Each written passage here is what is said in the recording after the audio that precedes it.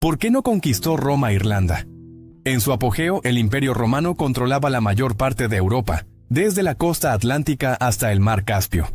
Sin embargo, nunca tomó la isla de Ibernia, o como tú la conoces, Irlanda. Gran parte de las conquistas territoriales de Roma no se llevaron a cabo durante el periodo del Imperio, sino cuando era una república. Y esta expansión de la república a través de Europa Occidental se hizo de manera bastante rápida. Antes de las guerras púnicas, 264 a 146 a.C., Roma apenas había considerado expandirse fuera de la península itálica y ni siquiera la había conquistado por completo. A medida que derrotaba repetidamente a Cartago, Roma ganaba más territorio. Primero Sicilia, luego Córcega y Cerdeña, y después partes de África del Norte y la península ibérica. Para el 146 a.C., además de los territorios tomados a Cartago, Roma también controlaba Grecia y Macedonia y había hecho avances en el Medio Oriente. Después de la guerra, establecieron la primera provincia romana en la Galia en el 121 a.C., en el área conocida como Provenza. Dentro de un par de décadas, el ejército romano estaba envuelto en una guerra para ayudar a sus aliados galos contra las tribus germánicas de los teutones y los ambrones. El comercio se expandió aquí, pero los romanos estaban demasiado distraídos con la política interna como para considerar invadir un territorio que un día se convertiría en Francia. Esto cambió en el 59 a.C., cuando Cayo Julio César terminó su consulado y se arregló para ser nombrado general encargado de conquistar la Galia. Así comenzaron las guerras galas, que a finales de la década llevaron a la Galia bajo control romano.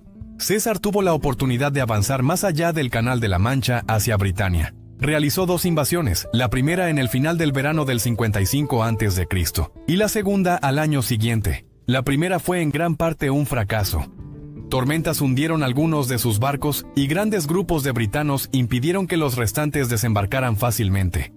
La segunda invasión se basó en la primera, siendo las lecciones más importantes empezar con una fuerza mayor y tener envíos de suministros regularmente programados. También salieron mucho antes en el verano. En respuesta, los britanos se unieron bajo el caudillo Cassivellaunus, quien los dirigió en tácticas de guerrilla, hostigando a los hombres de César, sabiendo que no podían derrotarlos en una batalla campal. Aún así, el ejército romano avanzó hasta el río Támesis, que encontraron fortificado con estacas subacuáticas, y con los hombres de Cassivellaunus al otro lado.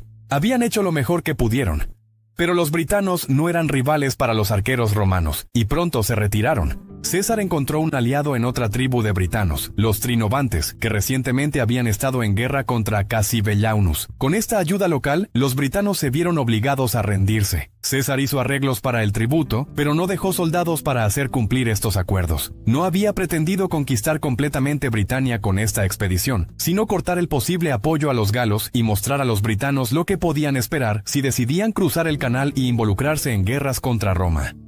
Para cuando César regresó a Roma de sus conquistas galas, una guerra civil se estaba fraguando. Al final de esta, la República Romana había dado paso al Imperio Romano, ahora bajo el liderazgo de un emperador en lugar del Senado y el pueblo. Pasó hasta mediados de la década del 30 d.C., para que los romanos consideraran seriamente regresar a Britania. El emperador Calígula lideró una expedición en el 40 d.C., pero fue detenido por Neptuno porque creía que habían discutido, y el dios del mar se negó a permitir que sus hombres cruzaran. Calígula ordenó a sus soldados que se adentraran en el agua y la atacaran hasta que declaró que Neptuno se estaba retirando y que habían ganado. El emperador luego canceló la invasión y en cambio hizo que sus hombres recogieran conchas marinas y rocas de la orilla como botín de guerra. A pesar del fracaso de este intento, el liderazgo militar había hecho buenos planes para la invasión y sometimiento de la isla, que el siguiente emperador, Claudio, junto con algunos de su propia creación, usaría para finalmente llevar a Britania completamente bajo control romano. La derrota del caudillo Carataco en el 43 d.C. y la conversión de Britania en una provincia romana fue el logro culminante del reinado del emperador Claudio. No habría sido irrazonable que los romanos hubieran continuado para tomar el resto de las islas británicas, pero no fue el caso. Hay varias razones por las que Roma nunca conquistó Irlanda. Primero, los britanos no se sometieron al control romano rápida ni dócilmente. Los primeros gobernadores de la provincia pasaron la mayor parte de su tiempo sofocando rebeliones, la más notable de las cuales fue la liderada por Boudica, reina de los Icenos, en el 61 d.C. Estas rebeliones fueron, irónicamente, una razón para invadir Irlanda. Podría ser utilizada como un bastión contra los romanos en Bretaña, como César temía que se hiciera en Bretaña. Para los galos, la política imperial también jugó un papel importante. La dinastía Julio-Claudia colapsó bajo el sucesor de Claudio, Nerón, cuyo suicidio provocó un periodo de 18 meses en el que 4 hombres tomaron sucesivamente el control y 3 lo perdieron, una vez que el gobierno se estabilizó de nuevo. Bajo el primer emperador Flavio, Vespasiano, se pudo prestar algo de atención a las islas británicas. Vespasiano y sus sucesores eligieron en gran medida buenos hombres para gobernar Britania, y los dejaron hacer su trabajo. El más conocido de estos es Cneo Julio Agrícola, conocido en parte por sus logros, pero probablemente más debido al hecho de que su yerno, Publio Cornelio Tácito, es una de las fuentes más importantes para la historia romana de este periodo. Si Roma alguna vez iba a conquistar Irlanda, habría sido bajo la dirección de Agrícola al frente de sus legiones, para cuando él gobernó 78-85 d.C. Los britanos habían tenido unas pocas generaciones de dominio romano, y aunque todavía había algunas pequeñas rebeliones, los romanos buscaban expandirse más allá de sus pocos asentamientos en el suroeste de Inglaterra. Habían avanzado en Gales bajo Aulo Plaucio, y se habían movido también hacia el noroeste. Agrícola pasó gran parte de su tiempo como gobernador, expandiéndose hacia Caledonia.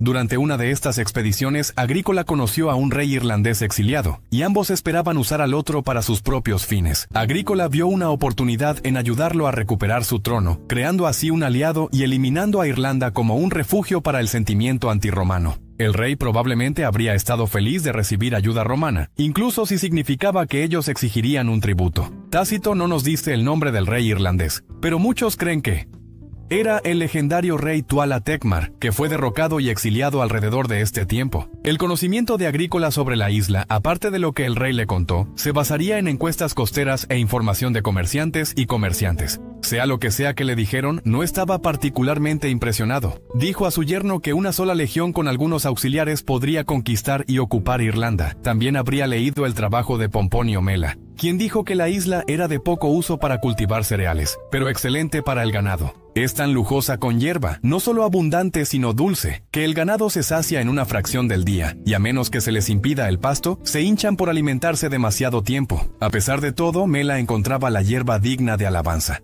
No extendió ninguna a los habitantes de la isla, a quienes describió como indisciplinados e ignorantes de toda virtud, en mayor medida que cualquier otra nación, y muy inexpertos en piedad. Dado todo esto, una invasión de Irlanda tenía sentido para los romanos. Esperaban que requiriera poco esfuerzo, y serían recompensados con la eliminación de un posible santuario rebelde, y un lugar que podría producir abundantes pieles para cuero y pergamino, sino también la carne, y así Agrícola estableció un campamento en esa parte de Bretaña que mira hacia Irlanda, esperando nuevas conquistas en lugar de temer ataques. Los arqueólogos han confirmado esto, encontrando evidencia de fortificaciones en esta área, además de mercados de comercio. Sin embargo, la oportunidad de Agrícola se perdió debido a las rebeliones en Escocia que demandaron toda su atención. Para cuando terminó con estos, su gobernación había terminado y regresó a Roma. Y así, la oportunidad de incorporar Irlanda al Imperio Romano se perdió. Pero esto no significa que no hubiera interacción entre los irlandeses y los romanos. El comercio había existido entre Irlanda y Bretaña mucho antes de cualquier conquista extranjera. Esto continuó e incluyó ahora a los habitantes romanos de la isla. Se pueden encontrar monedas romanas por toda Irlanda, junto con oro y plata, joyería romana y restos de ánforas que contenían aceites y vino. Incluso hay una tumba de estilo romano cerca de Stonyford, Kilkenny, lo que hace parecer probable que al menos un romano se sintiera lo suficientemente en casa en Irlanda como para ser enterrado allí. Y como siempre en el mundo antiguo, también hubo comercio de esclavos, tanto hacia como desde Irlanda.